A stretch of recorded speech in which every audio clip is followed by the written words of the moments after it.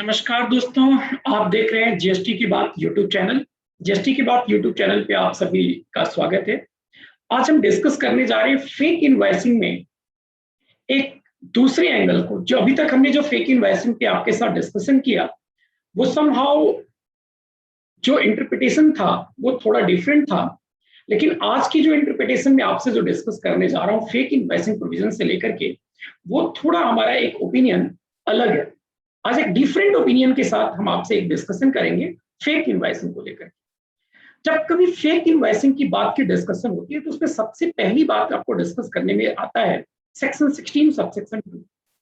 और section 16 subsection 2 की conditions जो सेटिस्फाइड नहीं करते हैं तो हम मान लेते हैं या डिपार्टमेंट हम पे एलिस्ट करता है कि आपका जो सप्लाई है वो एक फेक सप्लाई है। आपने जो आईटीसी क्लेम किया है वो एक फेक आईटीसी क्लेम किया है। आपका जेन्युइन परचेज नहीं है, आपका जेन्युइन सप्लाई नहीं है, आपने एक फेक इनवॉइस रेज किया है। सो अब उसमें एक सबसे इंपॉर्टेंट सेक्शन जो आपसे मैं डिस्कस करने जा रहा हूँ, सेक्शन 16 सबसेक्शन 2 क्लॉज सी। वो क्या कहता कि आपके सप्लायर के द्वारा पेमेंट हो जाना चाहिए। अगर आपके सप्लायर ने उस सप्लाई पे, जो सप्लाई को आपने रिसीव किया है, उसकी पेमेंट जब तक वो नहीं करता है तो हम मानते हैं कि हमें उसका आईटीसी नहीं मिलता है। ठीक है। क्लॉज बी क्या कहता है?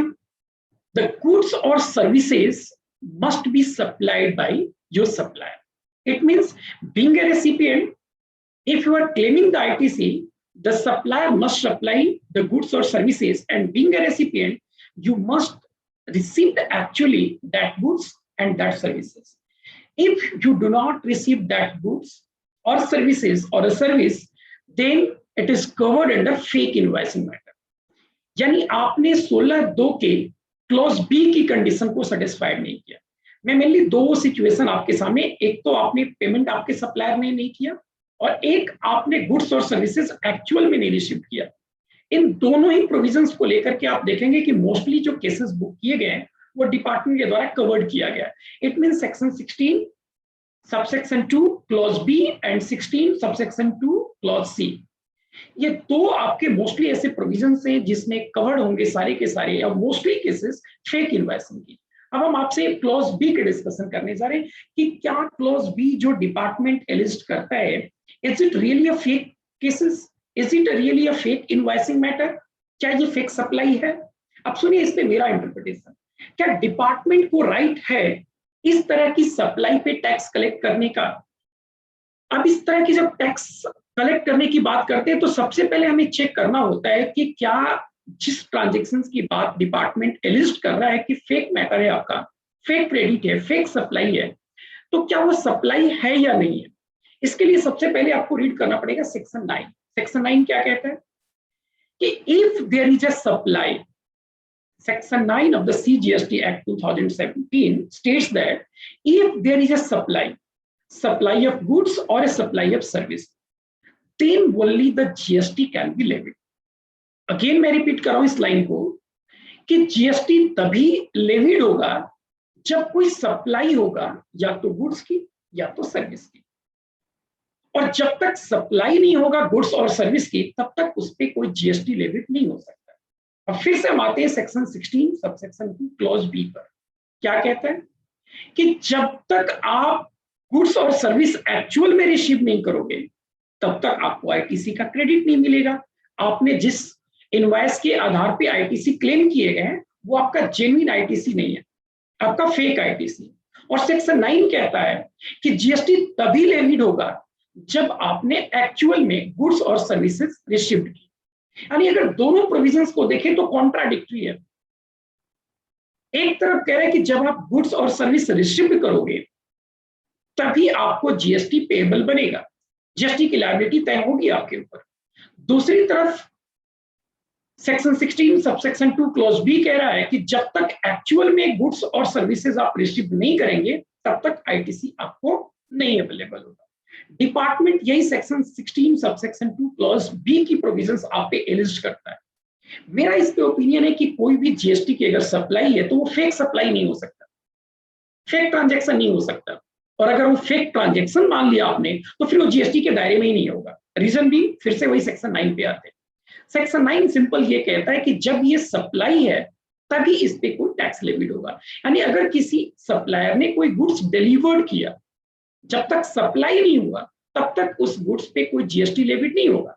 या सिमिलरली कोई सर्विस है, जब तक कोई सप्लाई ऑफ सर्विस नहीं होगा तब तक उस पे जीएसटी लेविड नहीं होगा। तो एक बात बताओ मेरे फ्रेंड्स, मैं आपसे भी पूछना चाह रहा हूं आपका क्या इस पे ओपिनियन है कि जब तक कोई सप्लाई नहीं होगा, सेक्शन 9 कहता है कि जब तक कोई सप्लाई नहीं होगा तब तक उस पर कोई जीएसटी लेविड नहीं होगा। और एक तरफ डिपार्टमेंट एलिस्ट करता है कि आपका एक्चुअल सप्लाई नहीं है। जब एक्चुअल सप्लाई नहीं है, डिपार्टमेंट ये कह रहा है कि नहीं आपने एक्चुअल में गुड्स और सर्विसेज रिसीव नहीं किया, तो मेरा सिंपल इसके जवाब है कि जब डिपार्टमेंट का ये एलिगेशन है कि आपने गुड्स और सर्विसेज एक्चुअली नहीं रिसीव किया, तो फिर हमारी जीएसटी लायबिलिटी बनी का। जीएसटी की लायबिलिटी तभी इंकर्ड होती है जब हमने गुड्स या सर्विसेज रिसीव की है, देयर इज अ सप्लाई। और जब वो सप्लाई नहीं है तो जीएसटी लगेगा नहीं। It means meaning thereby कि as per the provision of section 9 GST के अंदर कोई भी इस तरह की जो प्रोविजंस फेक इनवॉइसिंग जो हम चारों तरफ सुनते आ रहे हैं, इतने सारे इस पे रिकवरी डिपार्टमेंट दिखाते हैं कि हमने सो एंड सो केसेस में इतने रिकवरी कर लिया, पर मेरा ऐसा मानना है कि आप इसको फेक कह नहीं सकते हैं, क्योंकि सभी में एलिगेशन डिपार्टमेंट का सिंपल ये रहता है कि आपने एक्चुअल में गुड्स और सर्विस रिसीव नहीं किया। मेरा ऐसा मानना है कि जब गुड्स और सर्विस रिसीव नहीं हुआ इट मीन सप्लाई नहीं हुआ, और जब सप्लाई नहीं हुआ तो डिपार्टमेंट उस पर किसी भी तरह का कोई टैक्स नहीं आपसे मांग सकता। इसका एक और मैं आपके इसके साथ एक सपोर्टिंग केस लॉ भी आपसे डिस्कस करने जा रहा हूँ। Why I am saying so, देखिए चाहे वो इनकम टैक्स लॉ हो, चाहे वो जीएसटी लॉ हो, या कोई और भी लॉ हो, लॉ का जो फंडामेंटल है, जो बेस है, वो सबका एक ही रहता है। एक मैं केस आपके साथ डिस्कस करने जा रहा हूँ वेल्थ टैक्स का है, ऑल्दो अभी वो एबोलिश हो चुका है, लेकिन अगर मैं टैक्सेशन का बेस दूं तो जीएसटी कहीं उससे बाहर नहीं है, वो भी कहीं ना कहीं संवैधानिक रूप से बंधे हुए प्रोविजंस के तहत ही ये लेविड होता है। उसमें केस में क्या हुआ था सुनिए जरा। वेल्थ टैक्स का मैटर है इंदर शर्मा का, दिल्ली हाईकोर्ट का। ऑनरेबल दिल्ली हाईकोर्ट में इंदर शर्मा ने उस केस को फाइट किया रिट के थ्रू। डिपार्टमेंट ने एलिज किया कि आपके पास जो एक रेसिडेंशियल प्रॉपर्टी है, उस रेसिडेंशियल प्रॉपर्टी को हम आपको इंजम्पशन नहीं देंगे।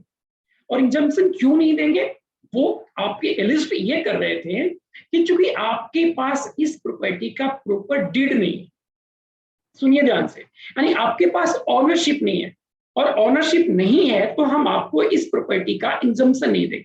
अगर वेल्थ टैक्स आप पढ़े होंगे तो आपने देखा होगा कि रेसिडेंशियल प्रॉपर्टी पे आपको इंजम्पशन मिल जाता है, यानी पहले वो हमें वेल्थ टैक्स की वैल्यू में वेल्थ में ऐड होता है एंड लेटर स्टेज पे उसकी इंजम्पशन मिल जाता है। अब उसमें दिल्ली ऑनरेबल हाईकोर्ट ने क्या कहा सुनिए जरा ध्यान से। कहा कि एक तरफ तो आप ये कह रहे हो कि आपके पास चूंकि ऑनरशिप नहीं है, तो जब ऑनरशिप नहीं है तो आप इसके इंजम्पशन नहीं ले सकते हो। चलो well and good, I do agree कि जिस प्रॉपर्टी का हमारे पास कोई ऑनरशिप ही नहीं है तो हम उस प्रॉपर्टी पे कोई इंजम्पशन नहीं क्लेम कर सकते। लेकिन जिस प्रॉपर्टी का हमारे पे ऑनरशिप नहीं है, क्या वो मेरा प्रॉपर्टी वेल्थ में कवर्ड हो सकता है क्या? Not at all. या तो वो मेरा वेल्थ होगा, जब वेल्थ होगा तो मैं उसका इंजम्पशन भी क्लेम करूंगा। जब वो मेरे ऑनरशिप में नहीं है, ऐसा डिपार्टमेंट लिस्ट कर रहा है, मान रहा है कि आपके पास प्रॉपर डीड नहीं है, इसका प्रॉपर आपके पास ऑनरशिप नहीं है, तो जब मेरे पास ऑनरशिप नहीं है तो मेरा वेल्थ कैसे हो सकता है? यानी या तो आप मानो कि मेरा वेल्थ है तो मुझे एग्जम्पशन भी दो, एक करो कि नहीं वेल्थ तो है लेकिन एग्जम्पशन नहीं दूंगा। Is it possible? तो ऑनरेबल दिल्ली हाई कोर्ट में यही कहा ऐसा नहीं हो सकता, यानी एसएससी के फेवर में ऑर्डर है कि नहीं आप इन पे वेल्थ टैक्स लेविड नहीं कर सकते। इसी लॉजिक के साथ मैं आपको इस प्रोविजंस के डिस्कस कर रहा हूं कि जब सेक्शन 9 कह रहा है कि जब तक सप्लाई नहीं होगा तब तक आप कोई जीएसटी लेविड नहीं कर सकते, तो जब सप्लाई नहीं माना, डिपार्टमेंट ने उसको कहा कि नहीं आपने एक्चुअल में सर्विस रिसीव भी नहीं किया, और जब एक्चुअल में गुड्स और सर्विस रिसीव नहीं हुआ तो जीएसटी की लायबिलिटी उत्पन्न कहां से हुआ, डेवलप कहां से हुआ, ओरिजिन कहां से हुआ?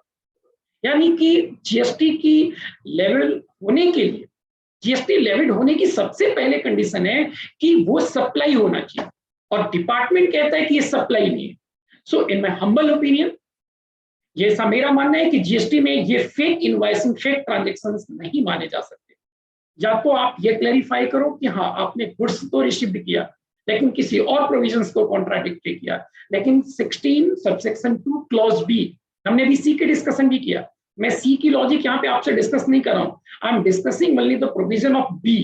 क्लॉज बी में आपको एलिस्ट किया जाता है डिपार्टमेंट के द्वारा कि आपने गुड्स नहीं रिसीव किया, तो हमने उसके सपोर्टिंग में आपके साथ सेक्शन 9 को सपोर्ट किया और Inder Sharma honourable Delhi high court की जजमेंट को आपको हमने इस प्रोविजंस को सपोर्टिंग आपको इंफॉर्मेशन दिया।